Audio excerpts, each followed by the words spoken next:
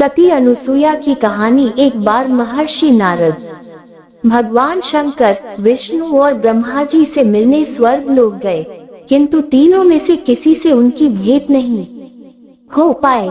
तीनों की धर्म पत्नियां अपने अपने लोक में अवश्य उपस्थित थी।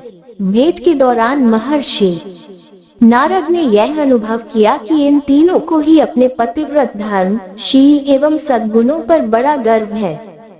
अतः उन्होंने एक एक के पास जाकर कहा, मैं अनुसुईया के विश्वभर का भ्रमण करता हूँ, किंतु अत्रि ऋषि की पत्नी समान पतिव्रत धर्म का पालन करने वाली शील एवं सद्गुण संपन्न स्त्री मैंने नहीं देखी न ही सुनी।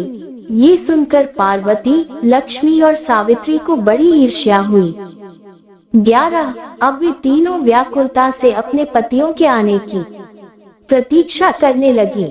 अपने अपने स्वामी के आगमन पर उन्होंने अपने पति से प्रार्थना की कि वे सती अनुसुईया का प्रतिधर्म भंग करें। अर्धांगिनियों के कहने पर तीनों देवता इस हेतु राजी हो गए। अब वे तीनों एक साथ अत्रि ऋषि के आश्रम में इस कार्य हेतु पहुँचे। पुनर्तः योजना बनाकर वे तीनों याचक के रूप में भिक्षा मांगने गए। जब अनुसुईया भिक्षा देने आई तो अतिथि सेवा में तत्पर अनुसुईया ने कहा, आप लोग गंगा स्नान करके आइए, तब तक मैं भोजन तैयार करती हूँ। स्नान के बाद अनुसुईया ने उन्हें भोजन परोसा। तब तीनों देवता बोले कि जब तक तुम नग्न होकर भोजन नहीं परिसुई तब तक हम भोजन नहीं करेंगे। 2 अब पतिव्रत धर्म का पालन करने के कारण उसे देवताओं का छल कपट ज्ञात हो गया। फिर वे तीनों को बिठाकर अपने पति अत्रि ऋषि के पास गई और उनके चरण धोकर जल ले आई। उस जल को उन्होंने देवताओं पर छिड़क दिया। जल के प्रभाव से तीनों देवता दूध मुहे बच्चे बनकर बाल क्रीड़ाएं करने लगे। तब अनुसुईया ने उन तीनों को दूध पिलाकर पालने में सुला दिया। इस प्रकार कई दिन बीत गए। जब तीनों देवता लौटकर अपने लोक नहीं पहुँचे तो देव पत्नियां चिंतित हुई।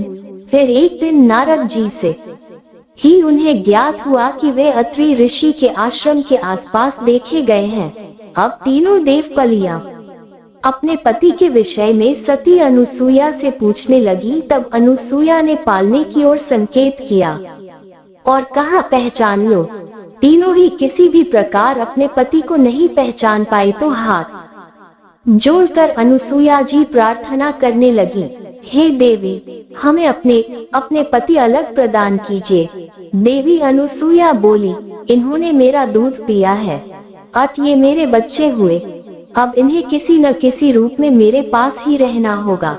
अलग इस पर तीनों देवताओं के संयुक्त प्रयास से एक देवी तेज प्रकट हुआ जिसके 3 सिर और 6 भुजाएं थी। इसी अलौकिक अवतार का नाम दत्तात्रेय रखा गया। अनुसुईया ने पुनः पति के चरण धोए और जल को देवताओं पर छिड़का तो वे अपने पूर्व रूप में आ गए।